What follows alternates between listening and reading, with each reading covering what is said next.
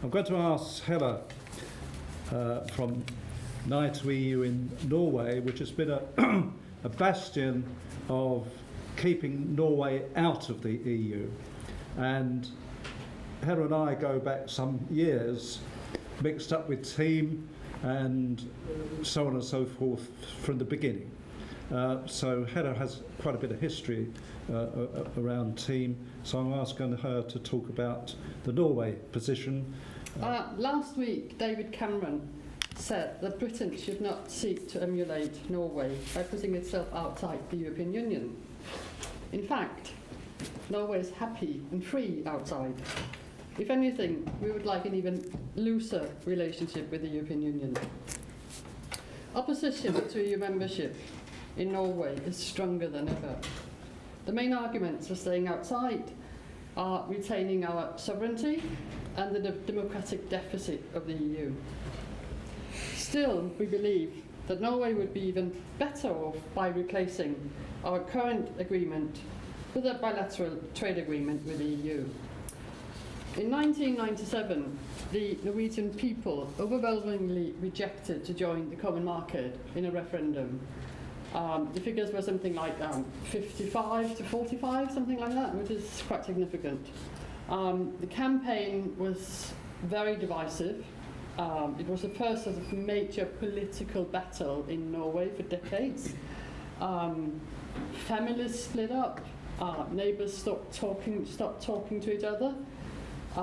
It was really incredible. The scaremongering from the Yes camp was incredible.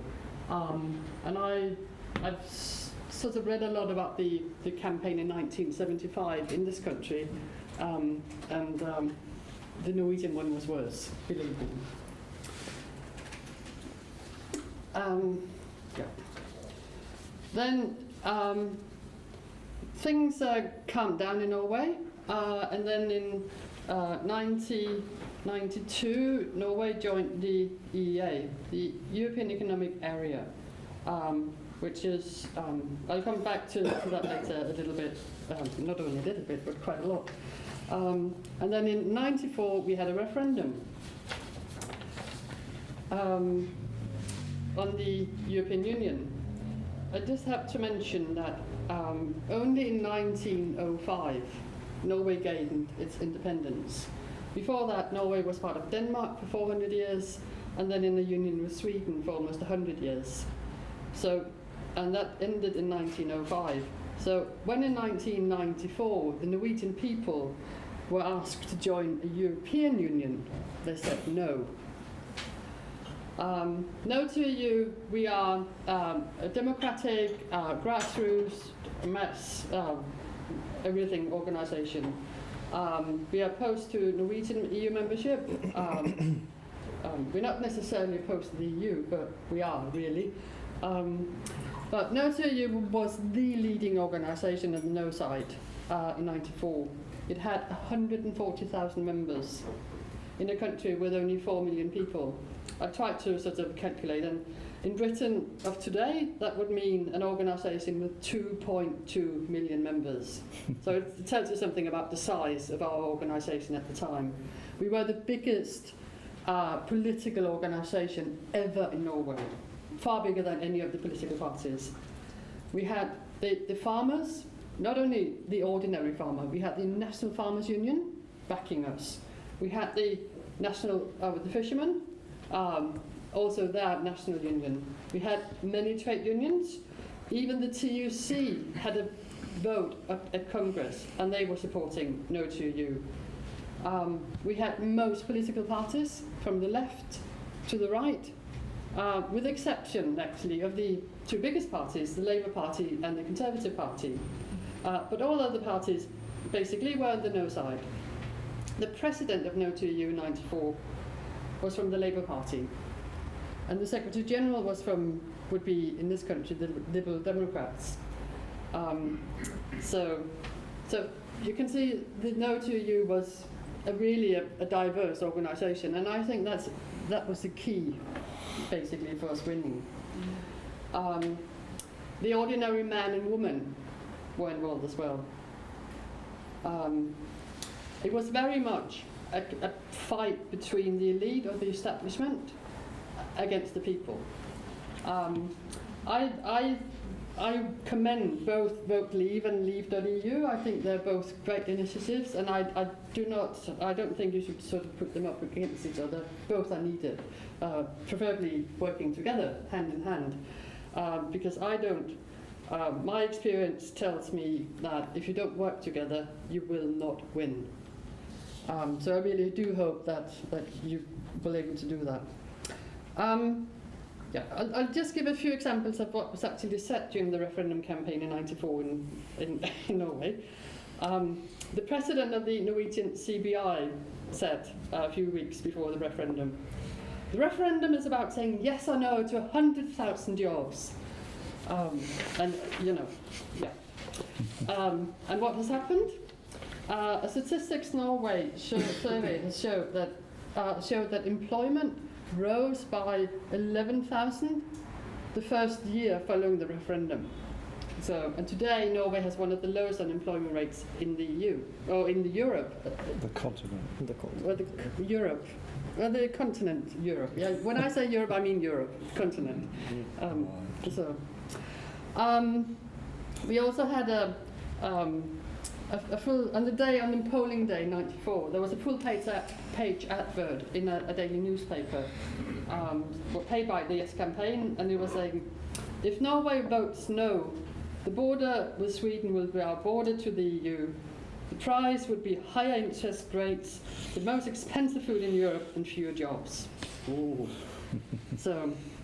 So the major daily business newspaper in Norway reported, and only sort of within a few days after the referendum, said the value of the Norwegian krone has strengthened. The interest rate is falling, and the stock exchange is booming. So not exactly dire news. Both in 1972 and in 1994, during both referendum campaigns, fisheries was a key argument.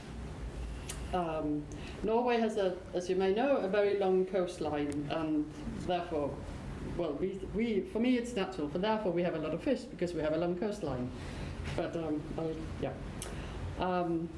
we had lots of fish in '72 and in '94, and even today we are blessed with a generous fish stock because Norway has had a sustainable fisheries policy throughout the years, unlike the EU with the common fisheries policy. The CFP has been a disaster, basically.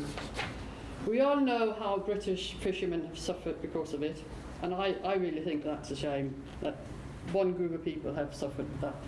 Yeah. And it doesn't stop there, really. The EU has signed fisheries agreements with countries in Western Africa and elsewhere in the world. The EU pays, because of this disastrous CFP, where there's hardly any fish left in the EU waters, the EU pays to fish in African waters, and then depriving local fishermen of their livelihood. So it's just basically a very vicious circle. Norway is a very long country. It's almost twice as long as Britain. I had to look it up, I didn't know. But it is, I thought, about the same, but no. So if you have sort of Norway and you do sort of, how can you say, tip it, project it onto Europe, you'll end up in Rome. And all sort of major institutions, the parliament, the government, everything is located in the south of the country, as in Britain, really. So for people living in northern Norway, Oslo is a far away, really. And one of the slogans used in '94 in the referendum was, "It's a long way to Oslo, but it's even further to Brussels." So, 3 national newspapers have carried out monthly opinion polls on EU membership in Norway. And that has been going on since the referendum in '94. So, and these polls have shown a no majority, a majority for not joining the EU consecutively for the past 10 years. So that is 10 years. So in 20 2015, so that's from 2005. So that's before the financial crisis hit. A lot of people would argue that because Norway's outside, because of the financial crisis, we have been against, but we were actually against the EU before that. And for the past 5 years, the no majority in the opinion polls have been around 70%. So it's not so bad being outside, to be honest. And in fact, these 3 national newspapers, they have ceased with the opinion polls because the outcome is so predictable. They say it's a waste of money because we all know it's going to be 70% no. So, okay, in 1993, Norway joined the EEA agreement, the European Economic Area, which is also sometimes in this country called the Norway option. I'm going to say the EEA agreement, but the EEA agreement is basically the single market with its 4 freedoms for goods, capital, services, and people, basically. But more importantly, the EEA does not cover fisheries, agriculture, monetary policy and the euro, trade policies with third countries, and the common foreign and security policy. So these are vast areas outside. This means we can manage our own fisheries and our own agricultural policies, so they're in line with what the country needs. And we have our own voice at the UN. In 2011, I was part of the official Norwegian delegation to the UN General Assembly. And the staff at the Norwegian UN mission, they didn't know my background. I was just part of the official delegation. They didn't know I was from No to You. So they just told me, I was talking to them, and they just said that Denmark and Sweden, the representatives from Denmark and Sweden, several times had come up to them and said, look, can you, so a piece of paper, or maybe not with a piece of paper, can you further this proposal for us at the UN, because we didn't manage to get the EU to agree with it. So Denmark and Sweden were voted out sort of around the table in the EU, but they still thought they had a good proposal, so they came to Norway to further the proposal. So, and I thought that was quite, let me see, I lost 5, 6. The EEA agreement means that Norway has to implement quite a number of EU directives, but not all EU directives. We had a public sort of, how do we say, review committee, set up by the previous government to assess Norway's relationship with the EU. They concluded, actually with their own figures. Well, they said that Norway was the 75% members of the EU, but if you look at actually what they wrote, their own figures said that of the total number of EU regulations and directives, like all of them, only 28% we have had to implement in Norway. So 28%, that's not a lot.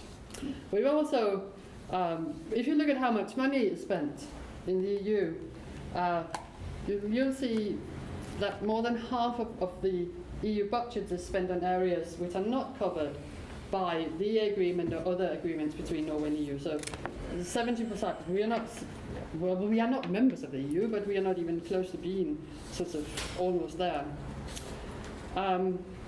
Another statement which has been, and I know you've heard that as well, is that Norway is governed by facts from Brussels, and it's not true.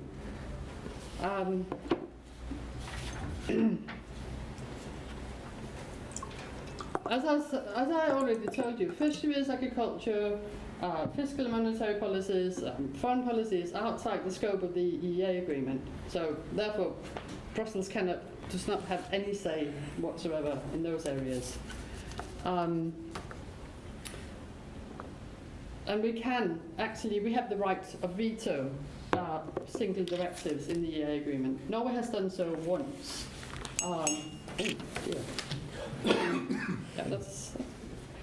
Yeah.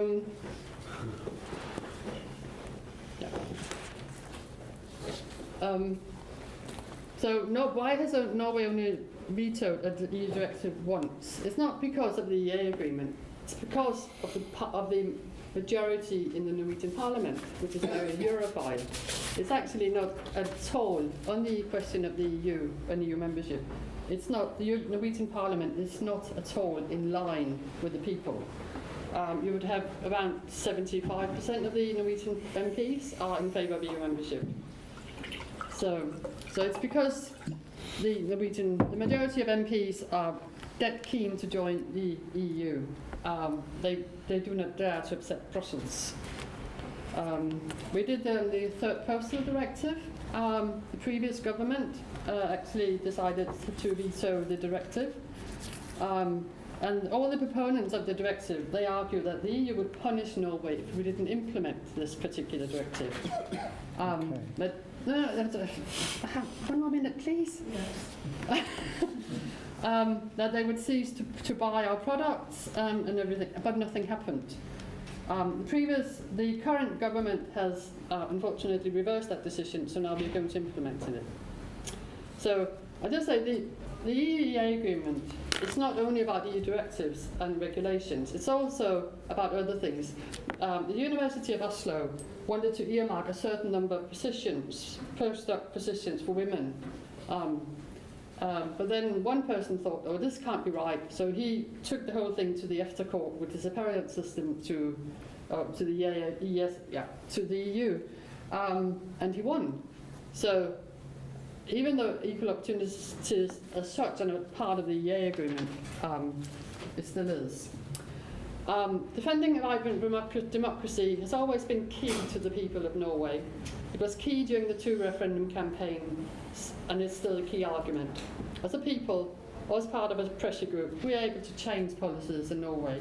We don't have to go all the way to Brussels to do so. The EEA agreement is not an alternative to Britain, as it would in some ways still be ruled by Brussels. A trade agreement is the solution for both Britain and for Norway. We would be better off outside. Thank you.